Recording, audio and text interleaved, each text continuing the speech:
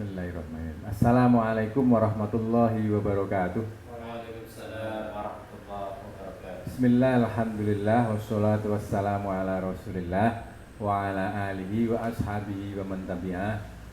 Wa ba'du, qala Allah ta'ala walillahi ala nasi hijjul baiti man istata'a ilaihi sabila. Sadaqallahul azim. Wa qala Rasulullah sallallahu alaihi wa alihi wasallam, al-hajjul mabruru laisa lahu jazaa'un illal jannah.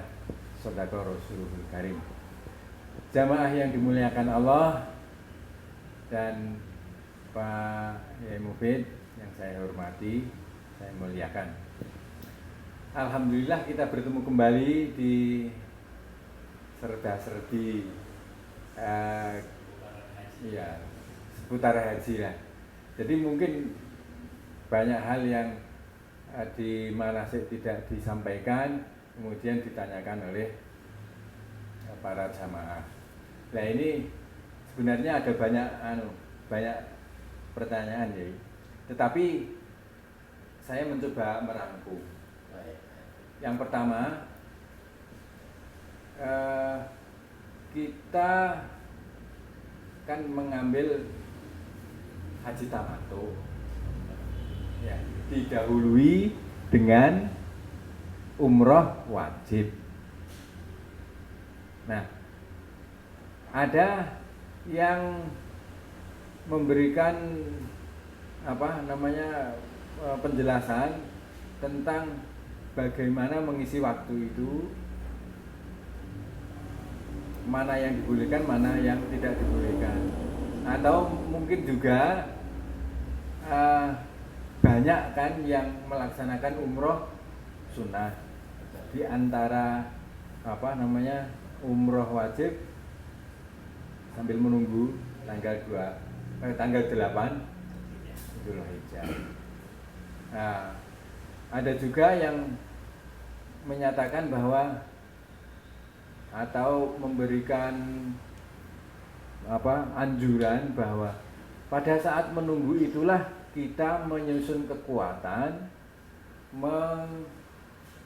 menghadapi Armina. Armina itu 5 atau 6 hari ya Pak ya. Pak Yai, itu yang paling puncak. Jadi intinya haji kan ada di situ. Maka kita perlu menyusun kekuatan. Nah, itu kan bagaimana kita harus mengatur waktunya itu yang mungkin Pak Yai Mufid bisa memberikan penjelasan. Ada lagi yang lucu Pak Yai Mufid. Jadi ketika mungkin mereka mendapatkan pengetahuan tentang haji, kan di sana kan haji kan 40 hari ya dengan perjalanannya. Itu apakah di sana dalam tenggang waktu ini, menunggu waktu ini boleh berhubungan suami istri apa tidak? Ini mohon maaf Pak. Ya walaupun ini untuk umum, tetapi karena ilmu juga nggak masalah kan? Ya itu ya tidak dianggap lucu, tetapi karena ilmu itu apapun boleh ditanyakan, karena ini yang bertanya mungkin itu juga masih produktif, utawa pengen beli anak kaji ya. Tidak tahu itu maksudnya apa, saya nggak ngerti, pokoknya ada pertanyaan seperti itu. Monggo. Baik, terima kasih Pak Yendra. Ada 2 pertanyaan berarti ya tadi? Ya. Ada 2 pertanyaan. Tapi itu pernyataan rangkuman ya dari berbagai pertanyaan ya. Kira-kira begitu. Baik Pak Yendra dan Bapak Ibu jamaah haji KPHU Istiqomah tahun 2020 1441 Hijriah yang kami hormati. Sesuai dengan apa yang sudah kita pelajari di manasik haji, baik itu teori atau praktek, secara kebetulan saja kita itu bergabung pada gelombang 2, di mana gelombang 2 sudah kita ketahui semuanya, dari pool berangkat ke embarkasi, kemudian kemudian langsung naik pesawat, turun di Jeddah, Jeddah ke Mekah, terus kemudian melaksanakan ibadah umroh terlebih dahulu, baru melaksanakan haji. Karena apa? Saran dan fikih pemerintah Republik Indonesia, haji kita diminta untuk memakai haji tamattu, yaitu mendahulukan umroh, kemudian baru melaksanakan ibadah haji. Atau mungkin nanti kalau mau berumroh kembali, berihram kembali kan gitu. Nah, kalau mungkin masih ada waktu, dan pasti semuanya ada waktu, sampai dengan kloter yang terakhir, sampai dengan tanggal 8 Dzulhijjah itu, sampai dengan, bagi pokoknya bahasa sampai dengannya banyak ini, sampai dengan close date di Bandara King Abdul Aziz Internasional di Jeddah, itu pun masih ada waktu. Cuman waktunya berbeda yang diterima oleh masing-masing jamaah. Jamaah KBIHU Istiqomah kebetulan bergabung di gelombang 2 yang masih awal, insya Allah di tahun 2020 ini. Sehingga cukup waktu selama di Mekah untuk melaksanakan ibadah umroh sampai dengan tanggal 8 Dzulhijjah. Berarti ada waktu yang cukup panjang itu ya? Cukup panjang sekali. Kira-kira 2 minggu malah itu. 2 minggu. Nah, berarti apa yang harus dilaksanakan selama 2 minggu ini? Apalagi yang muda-muda ini yang membawa istri, nanti keluar masuk di hotel sambil menunggu itu gimana? Jadi pertanyaan yang kedua tadi, gimana caranya? Kepengen tapi juga nggak ngerti tahu di mana tempatnya, kapan waktunya. Nah, boleh atau tidak kan begitu. Maka Rasulullah SAW menyampaikan hal yang cukup menjadi perhatian kita, yaitu man aradad dunya fa'alaihi bil ilmi wa man aradal akhirah fa'alaihi bil ilmi wa man aradahuma fa'alaihi bil ilmi. Barang siapapun yang menghendaki, ya bahasanya juara lah gitu di dunia, maka harus kuasai ilmunya. Barang siapa juga kepingin juara masuk ke akhirat, kok masuk ke akhirat? Masuk ke surga ketika nanti kita sudah berpulang ke rahmatullah, tentunya dengan dibarengi dengan ilmu. Barang siapa juga kepingin di dunianya, nah seperti doa kita, Rabbana atina fid dunya hasanah wa fil akhirati hasanah, ya juga dengan ilmu. Haji pun juga harus dibarengi dengan ilmu. Nah, bagaimana dalam menunggu waktu ini sesuai dengan apa yang disampaikan di hadis Nabi? Bolehkah orang yang sudah melaksanakan umroh kemudian umroh 2 kali, umroh ketiga, keempat atau kelima? Artinya bahasanya umroh berkali-kali. Rasulullah SAW memberikan contoh kepada istrinya, yaitu Siti Aisyah. Siti berarti orang Jawa nih ya. Siti ini maksudnya bukan berarti dari ras Jawa, tapi singkatan. Orang Jawa itu kan ketika Wali Songo masuk di Indonesia, di Jawa itu kan syahadat jadi sekaten, kan syahadatain jadi sekaten dan lain sebagainya. Nah, Siti ini maksudnya Sayyidatina, gitu. Sayyidatina Aisyah, bukan Siti Aisyah, tapi karena lihat ilat Jawa jadi Siti Aisyah. Siti Aisyah ketika itu atau Sayyidatina Aisyah ketika itu melaksanakan ibadah haji. Nah, belum selesai pelaksanaan ibadah sih, belum sampai dengan tawaf ifadah, kedapatan datang bulan. Nah, apa yang dilakukan oleh Siti Aisyah ketika itu atau Sayyidatina Aisyah? Tentunya dia akan menghentikan sampai dengan suci. Karena kurang marem Siti Aisyah tadi atau Sayyidatina Aisyah menyampaikan kepada Rasulullah, ya Rasulullah, saya sudah pernah berumroh. Bahkan kemarin sebelum berhaji saya sudah berumroh. Tapi karena kemarin saya kurang mantap, bagaimana kalau saya umroh kembali? Boleh tidak? Rasulullah menjawab, silahkan. Kemudian Rasulullah meminta kepada sahabat yang lain untuk menemani Sayyidatina Aisyah melaksanakan ibadah umroh. Nah, berangkat dari situ, berarti kita diperbolehkan untuk melaksanakan umroh yang kedua atau umroh yang berulang. Tetapi, apa yang disampaikan yaitu hal itu juga menjadi penting. Al-Hajju Arafatun. Haji itu puncaknya ada di Arafah. Barang siapa orang melaksanakan ibadah haji tetapi tidak wukuf di Arafah, maka hajinya tidak sah. Kan begitu kan? Ada pengecualian yang sakit yang seperti ini masih saja di safari wukufkan dan lain sebagainya. Nah, oleh karenanya sekalipun itu cukup waktu, jangan melaksanakan ibadah umroh berulang-ulang karena maksud lain. Maksud lain itu misalnya begini, mumpung kita di sini tidak berbiaya mahal, dan setelah itu setiap ketemu orang lain, ketemu ngomongnya, kamu sudah umroh berapa? Nah, orang yang ditanya dia menjawab, mungkin tersenyum atau apa. Tanpa dijawab pun dia ngomong, aku sudah umroh 4 kali. Atau mungkin aku sudah umroh 3 kali. Ketemu orang lain, dia akan bertanya, ibu kamu sudah umroh berapa kali? Orangnya ibu karena berumroh sekali, dia ngomong, saya baru sekali pak, saya sudah 4 kali. Nah, yang demikian gak boleh. Satu, tidak boleh. Kemudian yang kedua, menyepelekan akan persiapan fisik dalam menghadapi tanggal 9 Dzulhijjah itu juga menjadi perbuatan yang sia-sia. Oleh karenanya jamaah haji tahun 2020 1441 Hijriah silahkan berumrah kembali, akan tetapi tetap memperhatikan kondisi fisik dalam rangka mempersiapkan tanggal 9 Dzulhijjah, yaitu puncaknya ibadah haji. Bukan saja di tanggal 9 Dzulhijjah, tanggal 10 kita masih menguras tenaga. Tanggal 11, 12 kita di Mina juga masih menguras tenaga. Baru nafar awal kita pulang ke Mekah. Kalau kita nafar sani di Mina tambah sehari lagi, menjadi tanggal 13 Dzulhijjah baru pulang ke Mekah. Sampai di Mekah kita belum bisa langsung tawaf ifadah. Kenapa? Lihat ini gambar seperti ini, Masya Allah ini. Berjuta-juta orang melaksanakan tawaf ifadah. Kenapa dikatakan tawaf ifadah? Lihat saja, seragamnya itu kan seragamnya sudah beraneka warna. Warna merah, warna biru, warna ungu, warna putih, dan lain sebagainya. Kenapa? Karena jamaah sudah melaksanakan tahallul awal di Mina.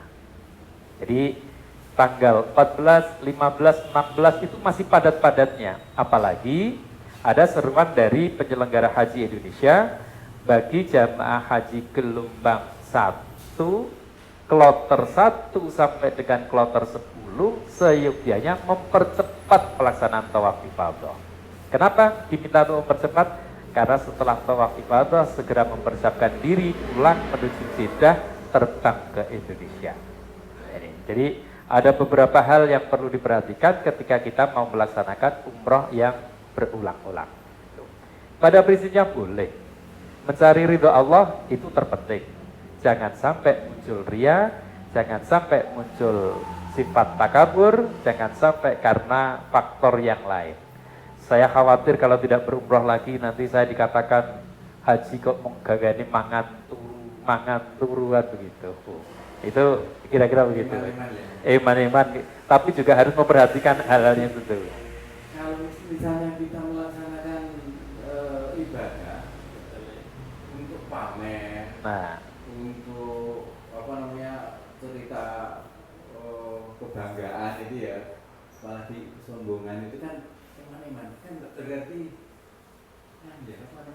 kita melaksanakan sesuatu yang sia-sia dan masih dibebani oleh satu dosa yang mungkin makanya Rasulullah ketika niat haji itu labbaik Allahumma hajjan la riya'a fiha wala sum'ah, begitu. Iya, Allah, aku penuhi panggilanmu untuk berhaji dan semoga saja tidak ada riya dan sum'ah di dalam pelaksanaannya ini. Nah ini, makanya ini penting sekali. Jangan sampai karena faktor itu orang melaksanakan umroh berulang-ulang, kira-kira gitu. Ya, kalau dulu saya pernah dari haji itu kloter sebelum terakhir tinggal 4 hari.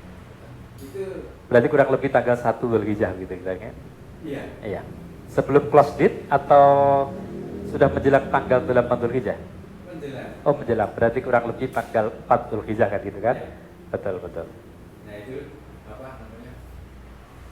pada saat itu 1 hari kemudian bis selawat juga sudah berhenti. Ya betul, betul. Ketika close date berarti malamnya langsung sudah off itu kendaraan bis selawat itu.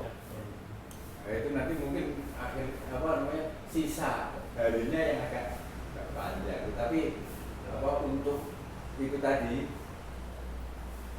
di sela-sela atau di antara umroh dan menunggu tanggal 8 Zulhijjah itu sangat sempit. Betul sekali. Dan mungkin juga badan masih Capek lah kira-kira karena terbang sekian lama. sekarang ini ya, bukan umroh yang dilakukan, akan tetapi setiap saat di jamaah di Masjidil Haram. Waduh, memaksakan diri.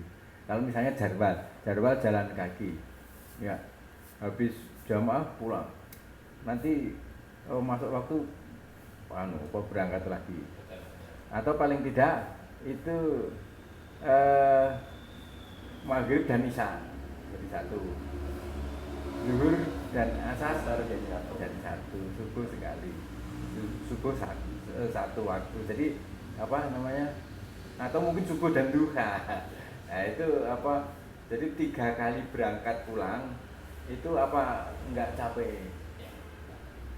Jadi kembali lagi, ketika kita beribadah dibarengi dengan ilmu itu akan semakin nyaman. Kenapa demikian? Sebagai contoh ini ya, ini mohon maaf, misalnya kita melengkapi saja. Ketika orang melaksanakan ibadah di tanah suci dan melaksanakan ibadah di Masjidil Haram, pahala dan nilainya kan sama. Sama-sama 100.000 kali, 100.000 nilai. Yang menjadi pembeda itu, ketika orang tidak melaksanakan sholat di maktab, di tanah suci, di hotel tadi, kemudian sholatnya hanya di pelataran, ini akan bukan sia-sia, bukan, tetapi nilainya sama yang ada di hotel. Kenapa demikian? Kita ingat Allah dalam sehari semalam itu akan menyiapkan kepada siapapun 3 golongan. Yang pertama akan mendapatkan rahmatnya senilai 20 pertama kali. Yeah. Bagi orang yang hanya melihat Ka'bah, memandangi Ka'bah dengan tulus. Kemudian yang kedua, orang yang sholat ketika melihat Ka'bah, kemudian dia sholat 2 rakaat di sana, dia akan mendapatkan 40 karapatan dari Allah. Tidak cukup sholat, kemudian yang ketiga dia melaksanakan tawaf. Ya dalam hal ini tawaf sunnah, dia akan mendapatkan 60. Jadi 20, 40, 60, jumlahnya 120. Nah kalau dia hanya sholat di Masjidil Haram tetapi di pelataran tidak dapat nilai plus ini, kan sama saja sholat di hotel. Mohon maaf, ini bukan berarti kita menyamakan antara pelataran masjid dan hotel. Nilainya, kalau ini dibarengi dengan ilmu, kalau memang badannya susah, capean, lelah, sebaiknya sholat di hotel atau di maktab daripada hanya di pelataran masjid. Sudah di pelataran, di belakang, mohon maaf, kena kotoran burung dara dan lain sebagainya. Dan sekali lagi, sebagai contoh, ini pengalaman kira-kira sudah sekian lama. Ada jamaah haji yang memaksakan karena fisiknya sudah lelah, di samping lelah juga dia sakit, tua, pokoknya fisiknya sudah tidak mungkin. Begitu mendengar temannya mau berangkat ke masjid, rasa keinginan untuk ikut dia muncul, berangkat. Ya. Terus kan, nah dia nggak ngerti apa yang mau dilaksanakan, yang penting ikut. Nah ketika dia jalan, badannya tersempoyong-sempoyongan, kemudian dia ketemu dengan orang-orang yang mohon maaf fisiknya lebih besar, tenaganya lebih kuat, akhirnya terdorong bukan didorong, terdorong masuk selokan. Ketika masuk selokan, dia tentunya sakit dan akhirnya meninggal di selokan. Keluarga yang di sini bangga, ibu saya meninggal di tanah suci, insya Allah masuk surga begitu. Pertanyaan kita, bolehlah kalau memang Allah memberi rahmat masuk surga ya insya Allah dan alhamdulillah. Tapi meninggal di selokannya itu lebih sia-sia menurut saya. Karena apa? Dia memaksakan, tidak melihat kondisi fisiknya yang sudah tua, sakit, jalan juga sudah tidak sempurna dan sebagainya. Meninggalnya di selokan, belum sampai ke masjid. Tapi keluarganya bangga, ibu saya meninggal di tanah suci. Nah, tapi menurut saya bukan itu salah, bukan, tetapi kurang benar. Kenapa? Karena dalam jalan untuk menuju meninggalnya tadi itu diikuti emosi yang tidak berdasarkan. tidak melihat fisiknya, tidak melihat usianya, tidak melihat kemampuannya, dan meninggalnya di selokan, bukan di masjid. Iya. Memang kadang-kadang kita mendapati kasus seperti itu ya. Betul. Ada juga yang sampai apa namanya, ketika dia atau beliau-beliau ini tidak diajak itu marah. Betul, marah. Dianggap tidak diwongke. Nah, ini mungkin kita sebagai KBIHU itu perlu memberikan wawasan seperti ini. Jadi fisik untuk menghadapi Armina itu lebih penting daripada kegiatan-kegiatan yang memaksakan diri yang akhirnya badannya menjadi lemah, dan nanti pada saat Armina menjadi tidak maksimal. Kan hajinya tidak tercapai kan gitu kan. Ya, eman-eman kan atau tidak maksimal. Nah, sebagai contoh tadi, ibu yang meninggal di Selokan itu belum waktunya haji. Karena dia hanya terbawa emosi kepengen berangkat ke masjid, dan mungkin ya faktor lain lah.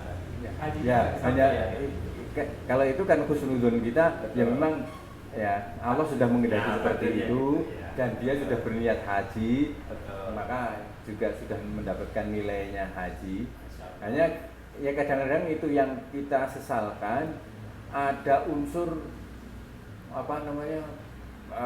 memaksakan diri itu tadi. Ya, memaksakan diri. Maka kita harus memperhatikan itu semuanya. Jadi mungkin jamaah kita yang notabene 60% itu sepuh itu ya, itu ada wawasan seperti itu. Nah, mungkin ini tadi belum saya sebutkan bagaimana pada saat kita berada di waktu tunggu itu kita membayar dam. Oh iya, membayar dam. Ya, itu kan menjadi salah satu bagian daripada haji tamattu. Ya, dam nusuk. Jadi harus menyembelih seekor kambing. Maka kita laksanakan kira-kira mungkin yang baik itu pada waktu tenggang itu atau waktu menunggu itu, atau tanggal 10 Zulhijjah. Ya. Baik. Ada satu tadi ya, masalah ini belum tadi ya? Belum. Ya. Apa itu dulu? Baik, nyambung aja. Karena sama-sama penantian kira-kira. Ya. Baik, jamaah haji yang kami hormati, KBIHU Istiqomah nanti sebelum berangkat akan menyusun schedule tim waktu dari kita berangkat sampai kepulangan apa yang harus dilaksanakan. Jadi standar minimalnya akan kita buat. Sebagai contoh, kalau tadi boleh melaksanakan umroh yang berulang-ulang, tetapi di KBIHU Istiqomah akan membuat standar minimal 2 kali. Minimal 2 kali. Kalau 3 kali, 4 kali juga nggak apa-apa. Tetapi minimal 2 kali. Karena apa? Ada banyak tafsir tentang hadis sahih Rasulullah yang diawali tadi, al-umratu ilal umrati kafaratun lima bainahuma. Di antara umroh satu dengan umroh yang satunya ada kafarat, ada penghapusan dosa-dosa bagi orang yang melaksanakan ibadah umroh. Nah, ini nggak perlu kita perjelas sampai di sana ya. Paling tidak 2 kali minimal. Syukur bisa 3 kali atau 4 kali, atau paling tidak sampai ziarah, biar kita paham di kota Mekah tempat mikot kita nanti dari Tan'im, kemudian dari Jirona, dan dari Hudaybiyah. Syukur dari Taif di Sa'ilul Qadir gitu. Nah, ini kapan pelaksananya? Bisa sebelum hari tanggal 9 Dzulhijjah atau setelahnya. Tapi sebaiknya setelahnya. Setelah waktu betul-betul kita longgar. Jadi sudah tidak ada berpikir lagi bagaimana tanggal 9. Jadi kalau wudun itu sudah pecah, sudah merdeka gitu. Itu yang kaitannya dengan umroh yang berulang-ulang.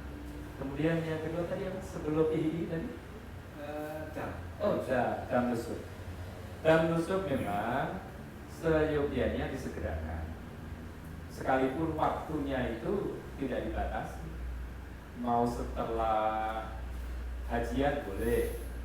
Setelah hajian ternyata uangnya habis, tidak bisa membeli seekor kambing. Nanti pulang ke Indonesia baru punya uang, nitip kepada orang yang berangkat ke sana karena umrah juga boleh. Ketika haji lagi tahun 2021 ada orang berangkat, nitip juga boleh. Tetapi perlu diingat, jamaah haji yang kami hormati, kalau hak Allah itu tidak segera dipenuhi, maka hajinya tidak sempurna.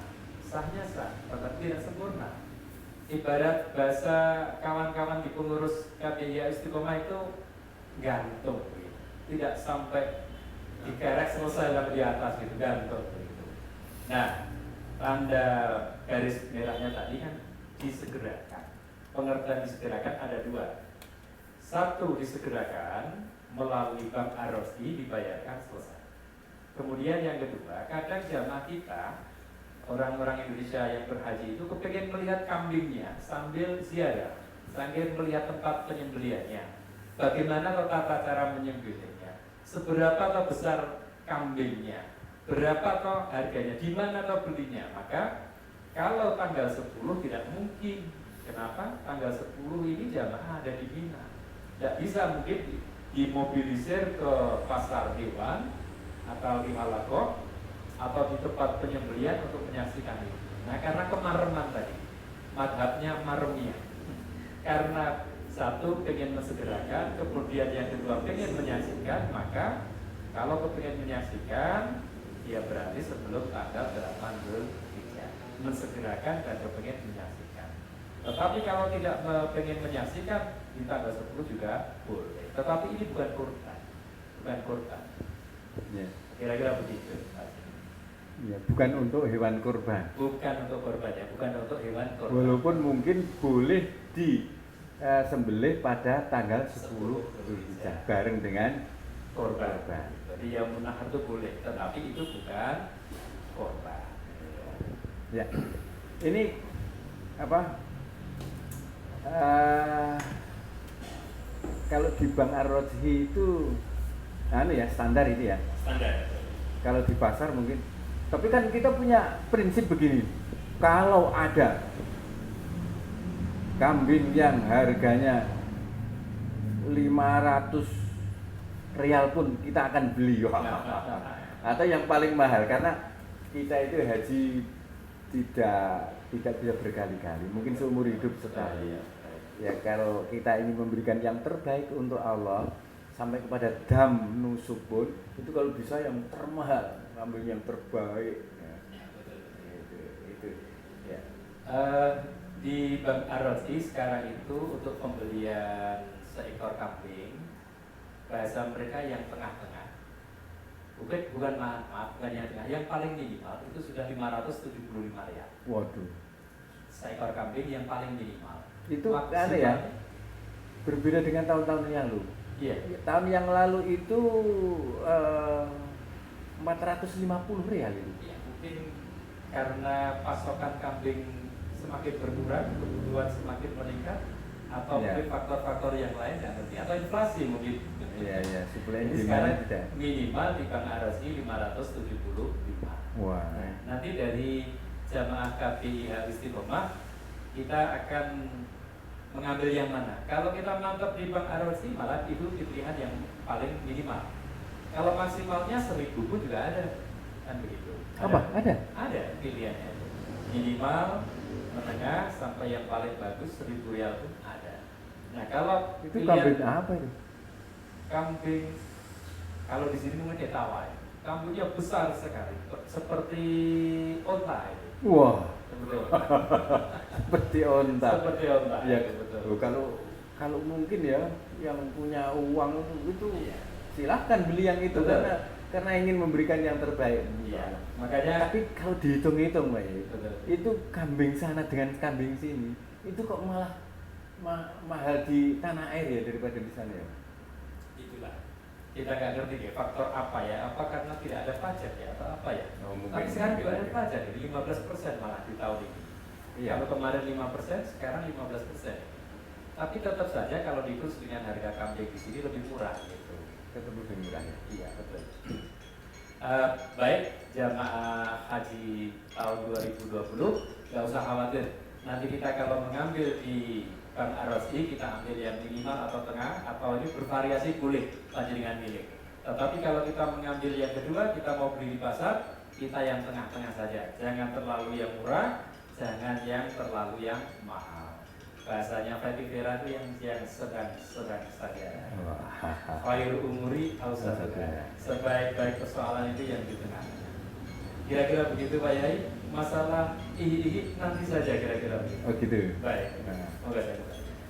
Ya, para jamaah yang saya hormati, itulah mungkin perbincangan kita kali ini. Nanti ada perbincangan yang lain yang mungkin lebih seru, yang juga yang panjenengan butuhkan. Tetapi untuk kali ini kita sudahi dulu, nanti akan ketemu lagi. Wa'alaikum warahmatullahi wabarakatuh. Assalamualaikum warahmatullahi wabarakatuh.